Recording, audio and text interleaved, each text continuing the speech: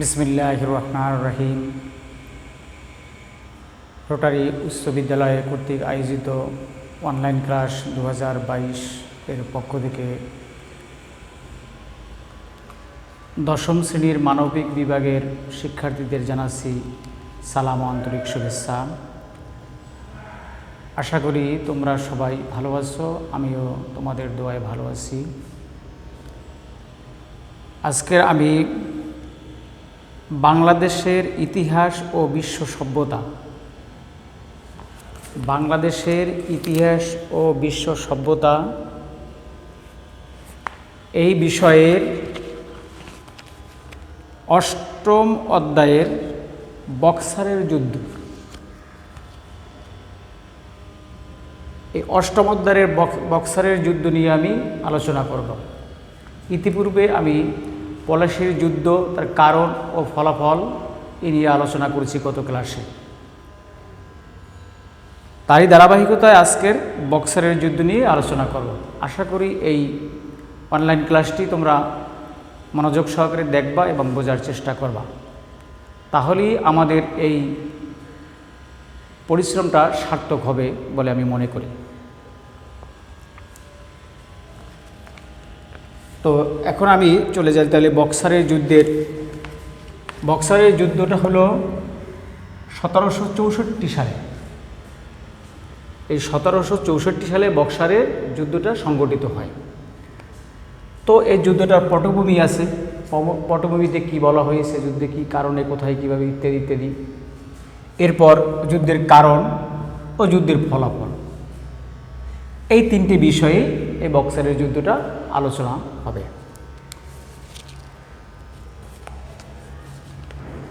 বক্সারের যুদ্ধ 1764 সালে সংগঠিত হয়। পলাশীর যুদ্ধের পর মীর জাফরকে নামেমাত্র বাংলার সিংহাসনে ইংরেজেরা বসান। কারণ ইতিপূর্বে আমি গত ক্লাসে বলেছি যে পলাশীর যুদ্ধ কী কারণে সংগঠিত হয়েছে এবং তার ফলাফল কী হয়েছিল, সেখানে কাকে ক্ষমতায় ইংরেজেরা বসাইছিল, সেখানে মীর জাফরকে তারা ক্ষমতায় বসিয়েছিল। তারপর থেকেই আসছেন। পলাশীর যুদ্ধের পর মীর জাফরকে নামেমাত্র নবাব করে এই বাংলার সিংহাসনে ইংরেজেরা তাকে বসান। কিন্তু ইংরেজদের যে উদ্দেশ্যে তারা মীর জাফরকে এই বাংলার মসনদে বসিয়েছিল, সেই উদ্দেশ্য তাদের সফল হয়নি। কারণ নতুন নবাব কোম্পানির প্রাপ্য অর্থ প্রদানে ব্যর্থ হয়ে দেউলিয়া হয়ে পড়ে। নতুন নবাব কে ছিল? মীর জাফর। তিনি যে উদ্দেশ্য নিয়ে ইংরেজেরা এই বাংলার সিংহাসনে মীর জাফরকে বসিয়েছিল, সেই উদ্দেশ্যের প্রথমেই হলো কি, কোম্পানির প্রাপ্য অর্থ প্রদানে তিনি ব্যর্থ হয়েছে। নিজের ক্ষমতা রক্ষা করতেও তাকে বারবার ক্লাইভের উপর নির্ভর করতে হয়। যদিও সে বাংলার মসনদের প্রধান হিসেবে তাকে ক্ষমতায় বসানো হয়েছে, কিন্তু তারপর ওই নবাব রবার্ট ক্লাইভের উপর তাকে সব কিছুর উপর নির্ভর করতে হয়েছিল। আবার ক্লাইভের রাজকার্যে ঘন ঘন হস্তক্ষেপ নবাবের পছন্দ ছিল না। আবার রাজকার্য পরিচালনা করতে বা প্রশাসন পরিচালনা করতে নবাব ক্লাইভ বিভিন্ন সময় নবাবের উপর কী করতো? হস্তক্ষেপ করত। এটা করবেন, এটা করবেন না, এটা হবে, এটা হবে। ইংরেজদের বিতরণের জন্য মীর জাফর আরেক বিদেশি কোম্পানি ওলন্দাজের সাথে সে কী করে? আতাত করে। এই ইংরেজদের এইসব অত্যাচারের কারণে নবাব মীর জাফর কী করে? তখন ওলন্দাজদের সাথে আতাত করে। বিষয়টি ইংরেজদের দৃষ্টি এড়ায়নি। এই বিষয়টি কিন্তু ইংরেজেরা বেশ নজরে রেখেছে। মীর জাফরের বিরুদ্ধে অযোগ্যতা, অতিরিক্ত অর্থ প্রদানে অক্ষমতা এবং ওলন্দাজদের সঙ্গে আতাতের অভিযোগে তাকে ক্ষমতাচ্যুত করা হয়। এইসব কারণগুলি এনে কারা? ইংরেজেরা মীর জাফরকে আবার ক্ষমতা থেকে সরিয়ে দেয়। আর এইগুলি ছিল কি? অতিরিক্ত তার অযোগ্যতা, অতিরিক্ত অর্থ প্রদানে অক্ষমতা এবং ওলন্দাজদের সঙ্গে তার আতাতের এই অভিযোগ। এই কয়টা অভিযোগ এনে ইংরেজেরা মীর জাফরকে বাংলার মসনদ থেকে ক্ষমতাচ্যুত করে। 1760, এবার দেখো 1760 সালে 1760 সালে কী করলো, ইংরেজ গভর্নর বানসি টার্ট 1760 সালে ইংরেজ গভর্নর বানসি টার্ট মীর জাফরকে ক্ষমতা থেকে সরিয়ে মীর কাসিমকে শর্ত সাপেক্ষে বাংলার মসনদে প্রতিষ্ঠিত করেন।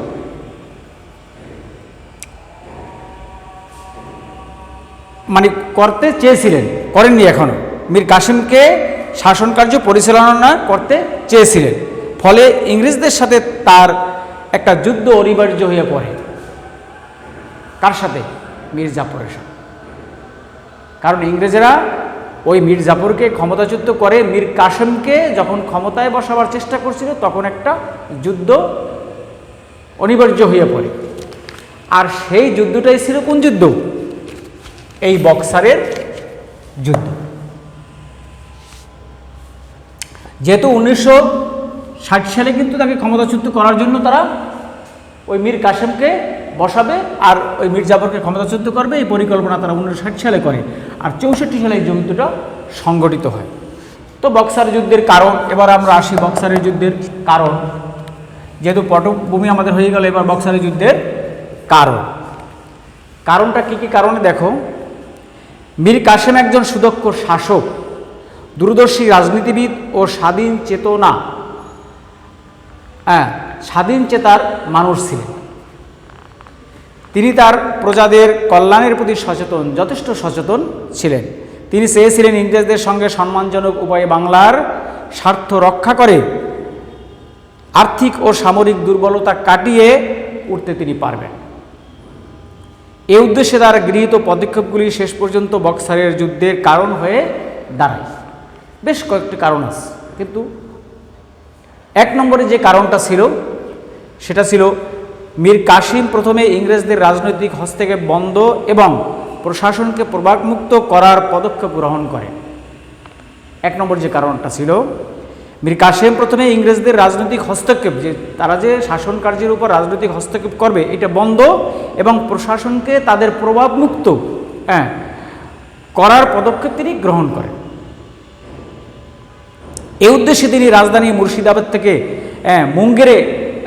মুর্শিদাবাদ থেকে মুঙ্গেরে স্থানান্তর করেন।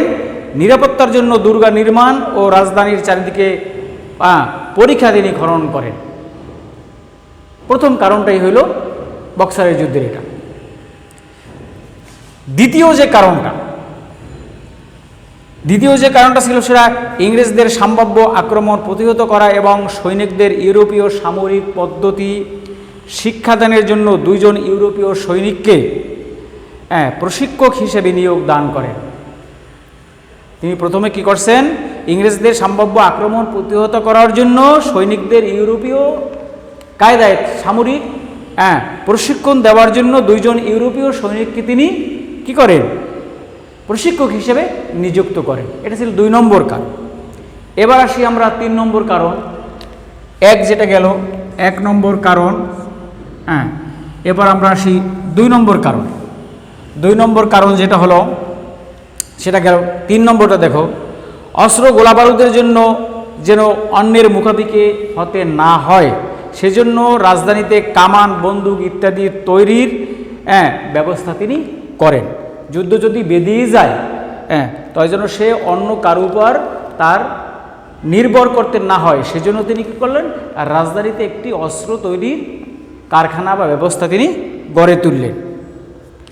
এগুলো 3 নম্বর কারণ। এরপর আসতেছি 4 নম্বর। দেখো, বিহারের শাসনকর্তা রামনারায়ণ ইংরেজদের প্রতি বেশি আগ্রহ দেখালে তাকে পদচ্যুত ও তার সম্পত্তি বাজেয়াপ্ত করার ব্যবস্থা করেন। কে? বিহারের শাসনকর্তা তখন ছিলেন কে? রামনারায়ণ। তিনি ইংরেজদের উপরে বেশি কি করেন, বেশি আগ্রহ দেখায়। এর কারণে তাকে কি করেন, ক্ষমতাচ্যুত করেন এবং তার সম্পত্তিও তিনি বাজেয়াপ্ত করেন। 5 নম্বর কারণ যেটা হলো, এটাকে 5 নম্বর কারণ যেটা হলো, দেখো 5 নম্বর, 5 নম্বর কারণ যেটা হলো সেটা হলো 1717 সালে 1717 সালের মুঘল সম্রাটের ফরমানে ইংরেজদের ব্যবসা করার যে সুযোগ সুবিধা দেওয়া হয়েছিল তারা তার অপব্যবহার করে। 1717 সালে মুঘল সম্রাটদের ফরমানে, অর্থাৎ মুঘল সম্রাট যখন ক্ষমতায় ছিল তাদের একটা ফরমান বা একটা শর্তনামায় তাদের ইংরেজদের এই দেশে ব্যবসা বাণিজ্য করার জন্য যে সুযোগ সুবিধা দেওয়া হয়েছিল সেগুলি কী করে, ইংরেজেরা কী করে, অপব্যবহার করে। দস্তক নামের ছাড়পত্রের অপব্যবহারের ফলে দেশি ব্যবসায়ীদের ক্ষতিগ্রস্ত হতে হয়। তারা এই হলফনামার প্রত্যয় ঘটানোর কারণে এই দেশি ব্যবসায়ীদের বেশ ক্ষতির মুখে পড়তে হয়। ফলে নবাব সবার জন্য আন্তঃবাণিজ্য শুল্ক উঠিয়ে দেন। এই জন্য ইংরেজ কোম্পানির কর্মচারীদের একচেটিয়া লাভজনক ব্যবসায়ও অসুবিধা হয়। এ বিষয়ে নবাব কোনো রকম আপোষ করতে না চাইলে ইংরেজদের সঙ্গে সংঘাতে তিনি লিপ্ত হওয়ার অনিবার্য হয়ে পড়ে। এরপর যে কারণটি আছে আমার 4, 5, এরপর দেখো 6 নম্বর কারণ যেটা আছে, নবাবের গৃহীত পদক্ষেপ ছিল দেশ ও জনগণের স্বার্থে। নবাব যেগুলি পদক্ষেপ নিয়েছিল সেগুলো ছিল দেশ ও জনগণের স্বার্থে, যা ইংরেজদের স্বার্থের পরিপন্থী ছিল। ইংরেজেরা চাইছিল তাদের নিজের স্বার্থ উদ্ধার করার জন্য এই দেশে আস্তানা গাড়া বা ব্যবসা বাণিজ্য করা বা শাসন করা, আর নবাবের স্বার্থ ছিল দেশ ও জনগণের। ফলে ক্ষুব্ধ ইংরেজেরা এর প্রতিকারের জন্য যুদ্ধের প্রস্তুতি নিতেছিল। এই সব কারণে কিন্তু বক্সারের যুদ্ধটা অনিবার্য হয়ে পড়ে। এরপর আরও একটা কারণ আছে, সেটা হলে দেখো যে 7 নম্বর কারণ, 1763 সালে ক্ষুব্ধ হয়ে পাটনায় কুঠির অধ্যক্ষ এলিস দখল করে নেয়। প্রথমে কি করেন, 1763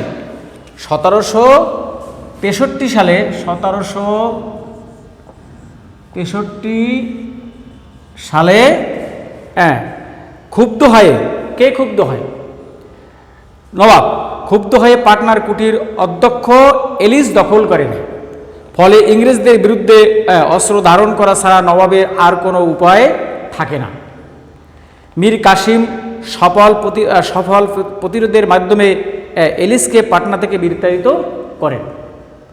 1763 সালে কলকাতায় কাউন্সিলর নবাবের বিরুদ্ধে যুদ্ধ তিনি ঘোষণা করেন।